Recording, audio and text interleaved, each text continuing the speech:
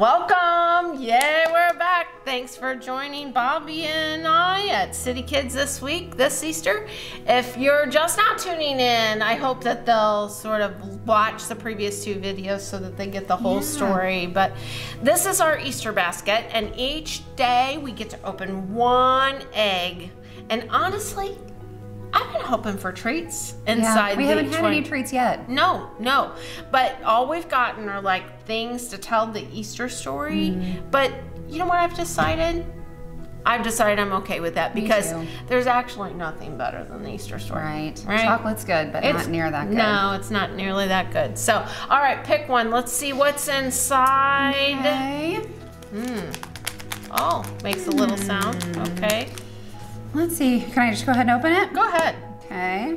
A little cloth. I think this is going to be some more things to tell the Easter story with today. I think you're right. Looks like we have a piece of purple cloth, a crown of thorns, and a whip. All right, so let's see what this is about. Yesterday we learned that Jesus was arrested in the garden, and he was praying there, and then they just showed up and they scooped him up, and he was taken from there to the leader of the Jewish people by men who guard the temple. And the man they took him to had a title called the chief priest. The religious leaders actually had been trying to get Jesus and find a way to get rid of him forever. So they brought in all these people and asked them to tell lies about Jesus so that those people would be able to convince everybody he's a bad man and he deserved to die. But you know what? Their plan didn't work. No. It didn't work because Jesus is perfect. They couldn't find anything. Not a thing. He is not like us. He never made a single mistake. He never intentionally disobeyed God. He never just even accidentally disobeyed God, ever. He lived a perfect life. And by living a perfect life, he earned all of God's blessings. But it didn't stop the religious leaders. They wanted to find any reason at all that they could find to get rid of him, even if they had to lie. It's rotten, right? It is. I know. So the chief priest demanded that Jesus answer some questions. Here's what he asked. He asked, "Are you the Messiah?" Yeah. And what did Jesus say? Jesus said, "If I said yes, you wouldn't believe me. If I asked what you meant by your questions, you wouldn't answer me. So here's what I have to say. From now on, the Son of Man takes his place at God's right hand, the place of power." Wow. Wow. So the high priest and the other religious leaders said, "Do you hear that?" They said, "So you admit that you're claiming to be the Son of God?" And then what did he say? He said, "You're the ones who keep saying it." Well, that's it, they said. They like went crazy. They ripped their clothes. He said it. "We don't even need any witnesses. Jesus deserves to die because he claimed to be the Son of God." And then, you know what they did? They rushed in, they grabbed him up, and they took him off to the Roman governor Pilate. You know, the Romans had power over the Jews, and these religious leaders needed Pilate to agree that Jesus deserved to die to have him killed. But when he got there and Pilate questioned him, Pilate actually thought he was innocent. He couldn't find anything that Jesus had done wrong. No. So he was like, "What am I going to do? What am I going to do? What am I going to do?" And there was a custom that allowed Pilate to release one prisoner at Passover every year. And so he decided that he would give the people a choice, and he hoped that they would choose that for him to release Jesus. So there was a man in prison named Barabbas. Now, Barabbas was in jail because he had murdered people. And he had been sentenced to actually die for his crimes. So Barabbas had definitely lived an imperfect life. He had earned both the Romans' punishment and also God's punishment, right?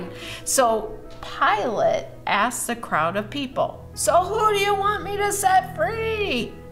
Jesus or Barabbas? And you know what? Didn't the religious leaders do something there? The religious leaders told the people to answer Barabbas. Oh my goodness, that's terrible. So then what'd the crowd do? They started chanting, Barabbas, Barabbas, Barabbas. That's amazing. And Pilate's like, what? Well, what do you want me to do with Jesus? He said. They said, crucify him, crucify him. Oh my goodness.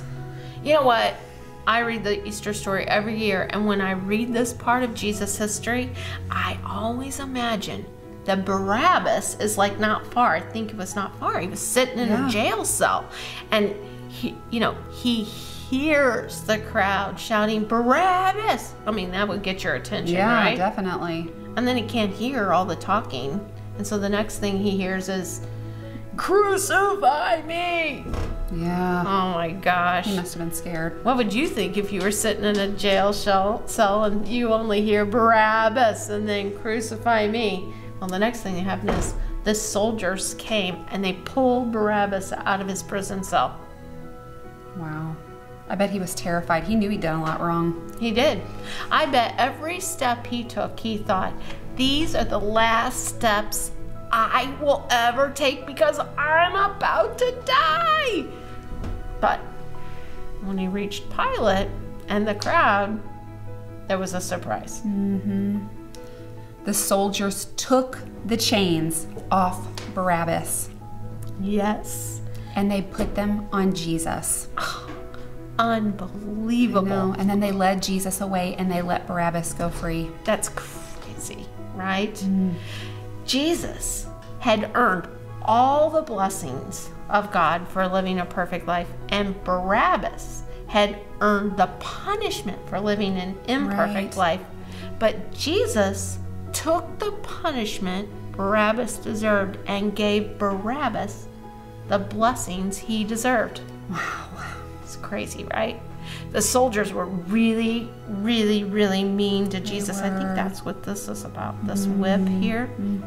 They hit his face with their fists, and they used this whip, or a whip like this, or a much bigger whip, to hit his back and hurt his back. And they did something really gross. They spit on him, and they hit him with sticks, and they made fun of him too. They put a crown made out of a bush that had big, huge thorns. They wrapped it around the branch around, and then they shoved it down on his head.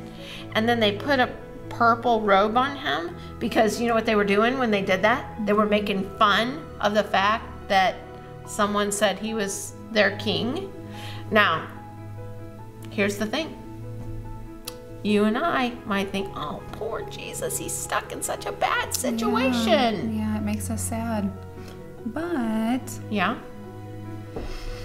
he wasn't stuck because he's Jesus. He could have gotten away. Oh my word, you're right. He was more powerful than all the soldiers. He didn't get away for a reason.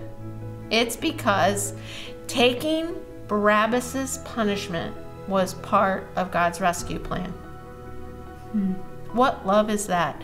Jesus came to save Barabbas, even though he was a murderer, and all of us, right? He came to free us from our sins. So, he came to be the king of our hearts, like we said. Yeah. And our lives. Yeah. To do that, though, he had to take the punishment for all the people for all of time. That's hard. It is hard. That's our story for today. All right. Tomorrow. Yay. All right, be sure and look at the activities that go along with this lesson.